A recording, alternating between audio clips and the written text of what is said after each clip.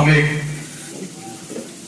स्वतंत्रता सेनानी के पुण्यतिथि के अवसर पर यहाँ उपस्थित हैं, इसलिए उन्होंने आजीवन जिसके लिए संघर्ष किया है उस भारत माँ की जोरदार जयकारा हम सभी को लगाने की जरूरत है। हम समझते हैं कि यहाँ पर हमारे तमाम वक्ता और संचालक बंधु हैं, बीच बीच में इस नारे पर जरूर आते रहने की जरूरत है। इसलिए मैं एक बार नारा लगाता हूँ, आप लोग भी जोरदार नारा लगाइए अपनी पूरी ताकत से, मुट्ठी बंद करके। भारत माता की जय, भारत माता की जय, वंदे मातरम, वंदे मातरम।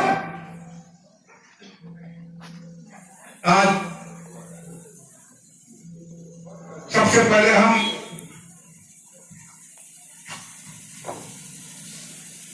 राष्ट्र भावना से ओतप्रोत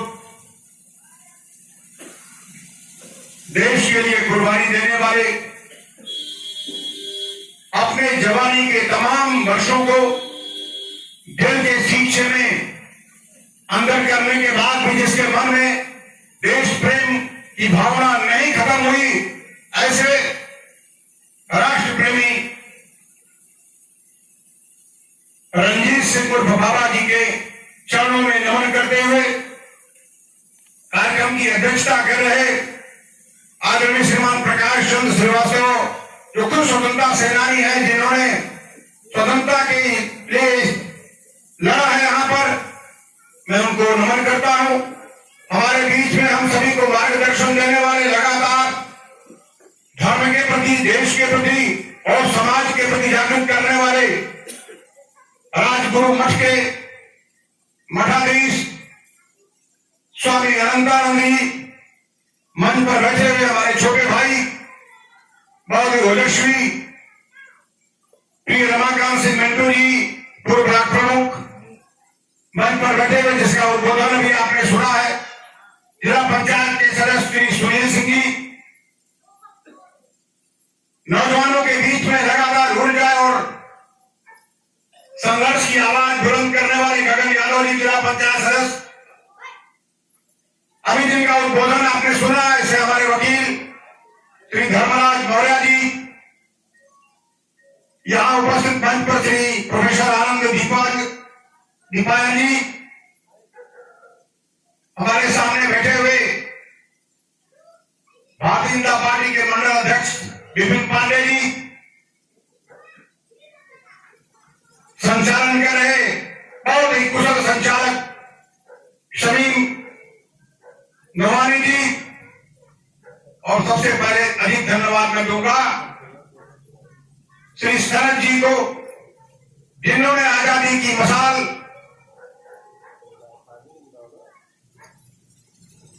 स्वतंत्रता दिवस, स्वतंत्रता देश में जलाया था, उनकी मसाल को आज लेकर चल रहे हैं। ऐसे शरद कुमार जी को मैं बहुत बहुत धन्यवाद देता हूं। सामने बैठे हुए हमारे सभी मित्रों, नौजवान साथियों, समय बहुत तेजी से भग रहा है, अंधेरा होने को है और हम सभी वक्ता भी बहुत छोटा छोटा बोलते चले जा रहे हैं। आजादी के लिए लड़ने वालों के लिए घंटे 2 घंटे का समय बहुत कम होता है।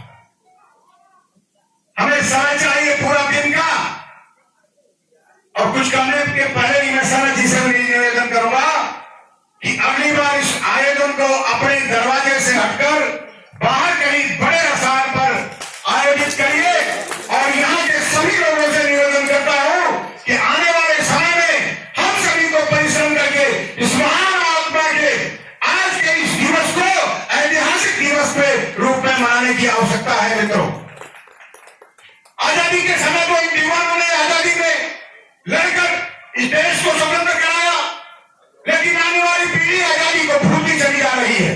उनको पता नहीं है कि देश जब स्वतंत्र हुआ था तो कैसी स्थिति रही होगी। आप कल्पना करिए उस समय का, जब अपने बात पर करी, अपने ही देश का तमाम ऐसे स्थान थे जहां हम खड़े होकर सीना तान के नहीं चल पाते थे। लोगों को क्रोलिंग करके चलना पड़ता था घुसने के बल, और जो हिम्मत करके वहां चढ़ा उसके ऊपर कोड़े लगाए जाते थे। की जयकारा नहीं कर सकते थे, आप जय हिंद नहीं बोल सकते थे, आप ये नहीं कह सकते थे मैं भारत का निवासी हूं, भारतीय हूं। कल्पना करिए, इस तरह की भाषा जिसकी जबान से निकल गई उसके शरीर से चमड़ा उधेड़ लिया जाता था। इस देश को आजादी दिलाने के लिए इस देश में तमाम हजारों लाखों लोगों ने अपने जान की बाजियां दी है। तमाम माताओं ने अपने बेटों को खोया है, बहनों ने अपने भाई को खोया है, बुजुर्गों ने अपने बच्चों को खोया है मित्रों। और किस कठिनाई के बाद, आजादी मिलने के बाद आज हम बदलते राजनीतिक परिवेश के विषय में चर्चा करने जा रहे हैं। और मैं निवेदन करूंगा मित्रों, आप कल्पना करिए उस समय का जो परिदृश्य, जैसा अभी हमारी पूर्व वक्ता ने कहा कि उस समय क्या रहा होगा। कोई लोकतंत्र नहीं हुआ करता था। राम राज्य की बात अभी भाई साहब ने की है। राम राज्य में ऐसा लोकतंत्र था कि उन्होंने राजा होने के बाद खुद कहा कि अगर आपके हिसाब से मैं कोई गलत बात कर रहा हूं तो मेरा विरोध करिए, ये सामान्य बात नहीं है। ये राम राज्य में ही हो सकता है मित्रों, रावण के राज्य में नहीं हो सकता। रावण का राज्य वो था कि सही बात जब विभीषण ने अपने भाई को बताया तो उसे लात खाकर वहां से भागना पड़ा मित्रों। राम राज्य की परिकल्पना करना बहुत आसान हो सकता है, लेकिन उसे जमीन पर उतारना बहुत कठिन है। राष्ट्रवाद पहले हुआ कहता था कि स्वतंत्रता के समय इस देश के सारे लोग कांग्रेस के नेतृत्व में लड़ाई लड़ रहे थे आजाद देश को आजाद कराने के लिए। आजादी के बाद भी बहुत दिनों तक राष्ट्रवाद इस देश में चल रहा था। आप ख्याल करिए उस समय का, चाहे जितनी भी राजनीतिक पार्टियां रही हों, जब बांग्लादेश को प्रधानमंत्री इंदिरा गांधी जी ने पाकिस्तान से अलग किया तो देश का सभी नागरिक और सभी राष्ट्रीय दल के लोगों ने उनका स्वागत किया था। और उस देश का, उस समय का सबसे बड़ी पार्टी के एक नेता ने कहा था, आपको भी याद होगा, ये हमारी रणचंडी है, दुर्गा की अवतार है। ये एक विरोधी पक्ष का नेता कहा था मित्रों। लेकिन आज के नेता क्या करते हैं? आज के नेता विदेश में जाते हैं तो अपने देश के लोगों को गाली देते हैं मित्रों। ये बदला है परिवेश राजनीति का। राजनीति का परिवेश बदला है कि आज हमारे ही देश में इसी कानून के तहत उसकी खिल्ली उड़ाते हुए क्या कहा जाता है, अब जब मैं शर्मिंदा हूं मेरा कातिल जिंदा है। मित्रों, ये परिवेश बदला है राजनीति का। ये परिवेश बदला है कि भारत तेरे टुकड़े हो गए, ये कहा जाता है अपने देश में, और हमारे देश के लोग उसका समर्थन करते हैं मित्रों। ये कैसा परिवेश है राजनीति का? इसको बदलने की जरूरत है मित्रों। कि देश भारतवर्ष है, कि देश हमारे हिंदुस्तान है, देश के विरोधियों को भारत में रहने का कोई अधिकार नहीं है मित्रों। ये स्वतंत्रता आंदोलन में अपने जान की बाजी लगाकर जिन लोगों ने अपना बलिदान किया है, उनकी क्या यही मंशा रही? आजाद होने के बाद इस देश को पुनः टुकड़े करने की साजिश रचने वाले लोग इस देश में खड़े होकर यहाँ की रोटी खाएंगे, यहाँ का कपड़ा पहनेंगे, यहाँ की हवा में जिंदा रहेंगे। उन्हें शर्म आनी चाहिए मित्रों, ऐसे लोग जो उनका समर्थन करते हैं। राष्ट्रवाद की बात करना एक तरह से बेईमानी होती जा रही है इस देश में। क्यों? कि हमें आप राष्ट्र के राष्ट्रीय विरोधी काम करने वालों का समर्थन कर रहे हैं। ये समझिए आप कि क्या हो रहा है इस देश में। देश को गाली देने वालों के साथ देना चाहिए कि देश को ताकतवर बनाने के साथ करना चाहिए। आपको विचार करना होगा। हम मानते हैं कि आपके दृश्य में कोई अच्छा होगा, कोई बुरा होगा, लेकिन जो बुरा है उसमें भी जो अच्छा है उसका चयन करना चाहिए आपको मित्रों। ये देश निश्चित तौर पर बहुत तेजी से मित्रों पुनः पतन के रास्ते पर आगे बढ़ने की स्थिति पैदा कर दिया है। इस देश में जो वैचारिक शिक्षा लागू की गई है, इस शिक्षा को समाप्त करने की आवश्यकता है। और निश्चित तौर पर आप जान लीजिए, मैकाले ने कहा था कि जिस देश को परतंत्र करना हो, उस देश की संस्कृति को नष्ट किया जाए। और संस्कृति मित्रों, जिस तरह से हमारे देश की नष्ट हो रही है, हमारे जिस तरह से संस्कारों का क्षरण हो रहा है, वो इन स्वतंत्रता सेनानियों की कल्पना कभी नहीं रही होगी मित्रों। आप कल्पना करिए, आपने सुना होगा, मुझे याद नहीं आ रहा है नाम, इस देश में लड़के क्या बूढ़े क्या माताएं सभी ने स्वतंत्रता के लिए लड़ाई लड़ी थी। वो कौन भाई थी? स्वतंत्रता सेनानी महोदय लक्ष्मीबाई। तो बहुत बाद की बात कर रहे हैं आप। आजादी के समय लड़ाई जब लड़ी जा रही थी तो एक हमारी वेश्या थी हमारे यहां इस देश में, जिन्होंने स्वतंत्रता सेनानियों को अपने घर में रोककर, अंग्रेज कल्पना भी नहीं करते थे कि इसके घर में भी स्वतंत्रता सेनानी छिपेंगे, लेकिन अपने घर में स्वतंत्रता सेनानियों को छिपाकर उनकी पूरी मदद किया करती थी। वो भी इतिहास के पन्ने में दर्ज है। मेरी मेमोरी लगता है कुछ गड़बड़ हो रही है, मुझे याद कर रहना चाहिए। निश्चित तौर पर वो वेश्या भी देश के लिए कुर्बान होने के लिए तैयार थी मित्रों, लेकिन देश को परतंत्र नहीं देखना चाहती थी। लेकिन आज हम स्वतंत्र देश में भी दूसरे देश की कल्पना करते हैं और देश को टुकड़े टुकड़े होने की बात किया करते हैं मित्रों। निश्चित तौर पर हमें अपने इन वीरों के धरोहर को बचाने के लिए अपनी संस्कृति, अपने संस्कारों को सजो के रखना होगा। अपने परिवारवाद को हम सबको रखना होगा। मैं राजनीति में परिवारवाद की बात नहीं कर रहा हूं। अपने संस्कारों और इस संस्कृति में जो परिवार है मित्रों, उसको अगर आपने छोड़ दिया, आज हम बुजुर्गों को कहां रखते हैं जो बहुत एडवांस लोग हैं। मियां बीबी दो बच्चे के अलावा अगर एक बच्चा हो गया तो भी संतुष्ट घर में रखते हैं। इसके अलावा अगर बाप हो गया, चाचा हो गया, दादी हो गया, दादा हो गया, तो उनको कहां रखते हैं हम? वृद्धाश्रम। जो थोड़ा एडवांस हो गए हैं वो कहां भेज देते हैं? वृद्धाश्रम। पैसा दे देंगे, ये झंझट करी, रोज माई बाबू का टट्टी पेशाब करी। ये संस्कार हमारा नहीं रहा है। हमारा संस्कार रहा है, हमारा परिवार में नानी, नाना, दादी, दादा, चाची, चाचा, फूफा, फूफा सारे लोग हुआ करते थे।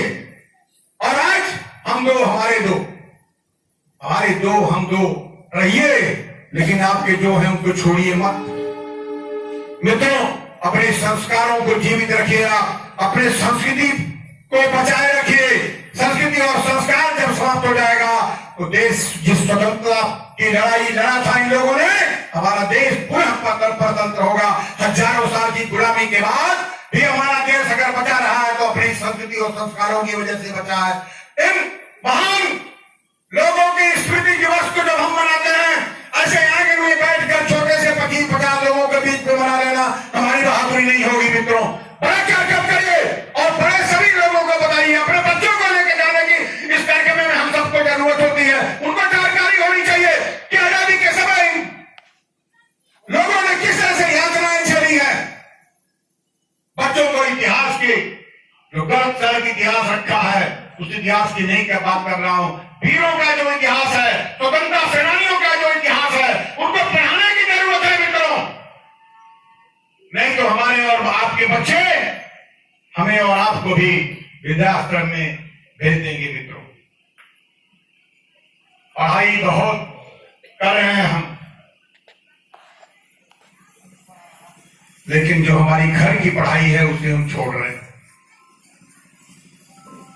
हमें लगता है कि जब हमारे बाबा जी इस देश में थी, इस धरती पर रहे, तो उनको संस्कार मिला रहा कि आपका परिवार एक है और परिवार में इतने इतने लोग हैं। लेकिन हम अपने बच्चे को लेके सीधे केवल और केवल माँ बाप को छोड़ दिया। एक छोटा सा उदाहरण मैं दूंगा, बहुत दर्दनाक बात है मित्रों। दो भाई थे, अभी हैं लोग। एक भाई खेती करता था, दूसरा भाई एक जगह अध्यापक था, प्रिंसिपल था इंटर कॉलेज में। उसके पिताजी जिंदा थे। पिताजी हमेशा रहते थे खेती करने वाले के पास, श्रीवास्तव जी।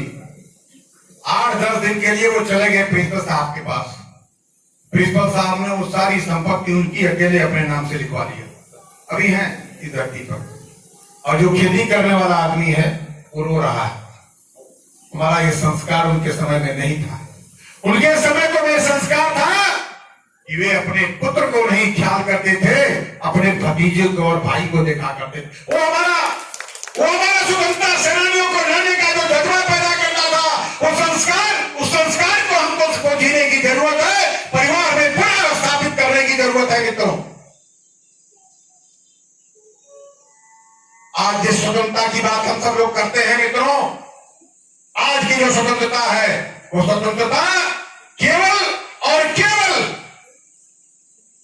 अपने को स्वतंत्र रखने की बात है। हम अपने सामने हमारा हमसे सीनियर, हमसे बड़ा, हमसे बुजुर्ग, पद में हमसे बहुत ऊंचा, उसके सामने हम क्या बोल जाते हैं, कौन सा व्यवहार करते हैं, क्या कह देंगे, ये हमारी स्वतंत्रता नहीं है। स्वतंत्रता का मतलब है कि हम अपने बड़ों का सम्मान करें, हम स्वतंत्र नागरिक हैं, हम देश में सीना तान कर चल सकते हैं, हम देश में विकास कर रहे हैं तेजी के साथ। आज देश तेजी के साथ विकास कर रहा है। दुनिया के बड़े बड़े राष्ट्रों के साथ टक्कर लेने की स्थिति आपकी पैदा हो गई है। लेकिन अगर हम टुकड़ों में विभाजित हो जाएंगे, हमें एक बहुत छोटी सी घटना याद है। एक भाषण दिया था, एक DLW में रितंबरा जी आई थी। रितंबरा जी ने कहा था कि हिंदू आप संगठित हो। अगर आप टुकड़े टुकड़े में विभाजित होगे तो ब्राह्मण होके इतने हो जाओगे, ठाकुर होके इतने हो जाओगे, दूसरी जातियां बन के इतने हो जाओगे, आपकी संख्या गिनती की हो जाएगी। अगर आप हिंदू बन के रहोगे तो निश्चित तौर पर आपकी संख्या बहुत ताकतवर हो जाएगी और कोई आपको ढीला नहीं सकता मित्रों। इसलिए कहता हूं कि परिवार में भी अगर वही स्थिति हम पैदा करें, मियां बीवी बच्चे, तो निश्चित तौर पर आपकी भी संख्या कम हो जाएगी।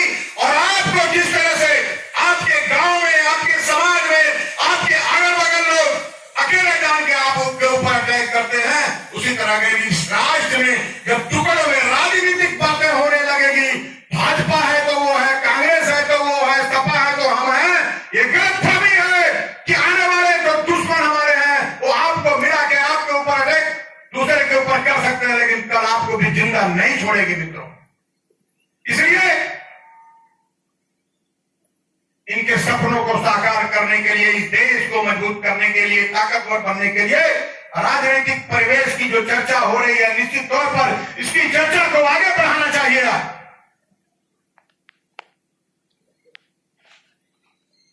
तब और अब ये जो बातें हैं, इस पर तमाम राजनीतिक लोग अगर बोलना शुरू कर देंगे तो बहुत लंबी लड़ाई होगी।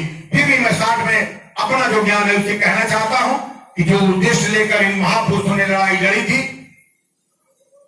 उस उद्देश्य को जीवंत रखने के लिए हम सभी को अपने देश के साथ मजबूती से खड़े रहने की जरूरत है। हम जो टुकड़े में बंटने की बात कर रहे हैं, हम जो कानून के अलग जाकर आज हम बात कर रहे हैं, वो पूरी तरह से खारिज होनी चाहिए। आज हमें एक बात पुनः, जो हमारा देश बहुत तेजी से कुरीतियों की तरफ भाग रहा है, उसे अपनी संस्कृति की तरफ ले जाने की जरूरत है। जो हम बहुत तेजी के साथ संस्कारों को छोड़ रहे हैं, उन संस्कारों को अपने साथ पुनः एक बार लेके चलने की जरूरत है। निश्चित तौर पर हमारा देश, अगर हम घर में संगठित रहेंगे तो गांव में भी संगठित रहेंगे, समाज में भी संगठित रहेंगे और देश और प्रदेश स्तर पर हम संगठित होकर एकजुटता के साथ सामने कहीं भी दिखेंगे मित्रों। निश्चित तौर पर आज देश हमारा बहुत ताकतवर हो रहा है, बहुत तेजी से विकास कर रहा है। इसको मैं दोबारा इसलिए कह रहा हूं कि आपने देखा होगा कि आज के कुछ वर्षों में स्थिति क्या थी दुनिया में अपने देश की, और आज क्या स्थिति है आप सब लोग जानते हैं मित्रों। इसलिए मेरा एक निवेदन यही कहना है, इन लोगों ने जो सपना देखा था, इन लोगों ने जिस भारत की आजादी के लिए लड़ाई लड़ी थी, उसको अक्षुण्ण बनाए रखने के लिए हमें और आपको भी देश के प्रति क्योंकि मुझे जाना था। मैंने शरद जी से निवेदन किया था कि हमको जल्दी है, इन्होंने कृपा किया है, जल्दी मेरे को बोलने का अवसर दिया। मैं एक बार पुनः मंच पर बैठे हुए अपने स्वामी जी के चरणों में प्रणाम करता हूं। मंच पर बैठे हुए सभी बुद्धिजीवियों को, जिनका उद्बोधन आप सभी लोग हमारे जाने के बाद सुनेंगे, इनको भी नमस्कार करता हूं। और एक बार पुनः मैं बाबा जी को, जिन्हें जेल में लोग प्यार से बाबा जी कहते थे और यहां भी उनका नाम बाहर भी बाबा जी पड़ गया, ऐसे बाबा जी के चरणों में नमन करते हुए आप सभी को बहुत बहुत धन्यवाद। जय हिंद, जय भारत।